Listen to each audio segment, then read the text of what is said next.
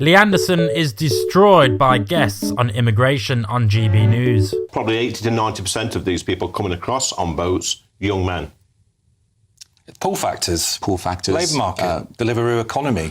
So we're getting to the truth now, Tom, are we? So they're not fleeing war-torn countries. They're not fleeing for the safety. Many of them will they're not be being economic... persecuted. Look, why isn't there an equal number of women and children that's fleeing these war-torn countries? Because we haven't, as a country, set up safe and legal routes other than the Hong Kong scheme and the Ukrainian scheme. How many Ukrainian men of working age are currently in the United Kingdom?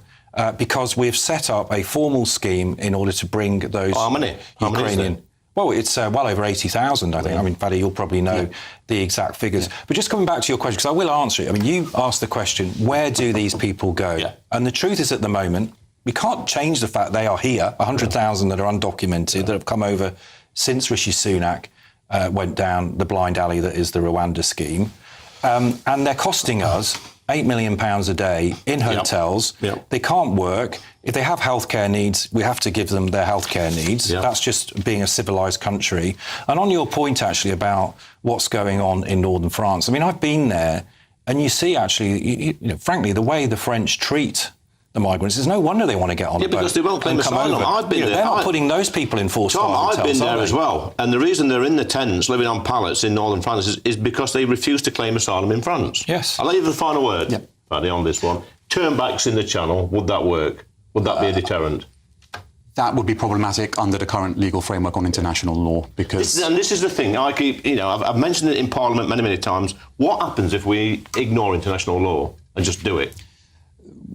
Does somebody come down and slap the old bracelets on? The thing with international law is there isn't a enforcement or police body, so nothing will happen in the sense of any direct physical consequence. So we could do it.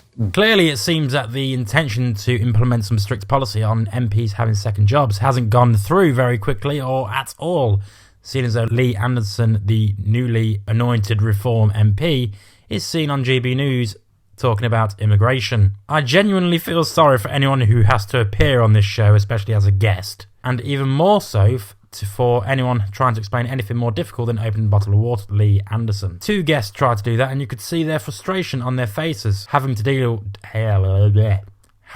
with Lee Anderson's ridiculous points. The Labour Party has said that they will be very robust on dealing with in processing asylum claims, but the question of what to do with failed asylum seekers still remains. The majority of these applicants come from countries such as Syria, Iran, Afghanistan and Sudan, where political situations prevent any kind of repatriation agreements, so sending them back doesn't actually work, because you can't send them back, because they will not accept them back. Drown them all, he'll probably say next. One immigration lawyer tried to explain why asylum seekers leave France the way they do, why they come to the UK when France is a safe country. Contrary to popular belief, the 1951 Refugee Convention doesn't require asylum seekers to claim asylum in the first safe country they turn up in. Factors like linguistic ties, a more deregulated labour market, and existing family members are the things that attract them here in the first place. Anderson kept missing the point as to why they don't stay in France. It's simple logic. If Lee Anderson tried to flee Britain, wouldn't he like to go somewhere that speaks the language and has more connections, like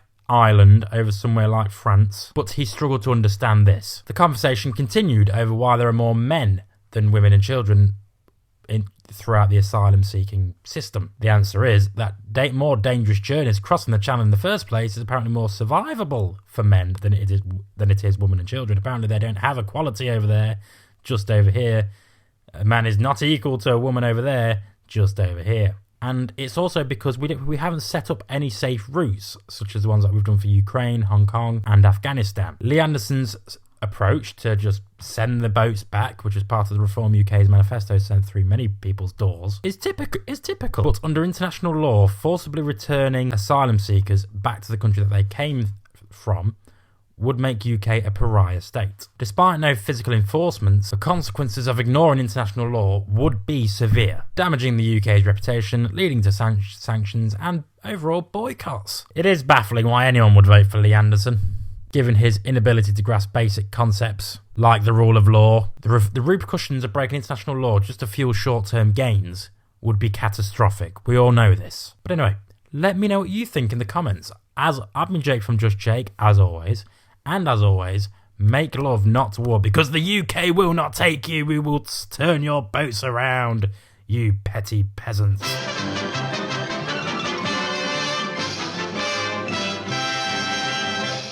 You actually made it to the end of the video. If you would like to subscribe to the channel, which, why haven't you already, is somewhere over there. And also, if you want to watch more videos, also check out over there. I've been Jake from Just Jake. See you later.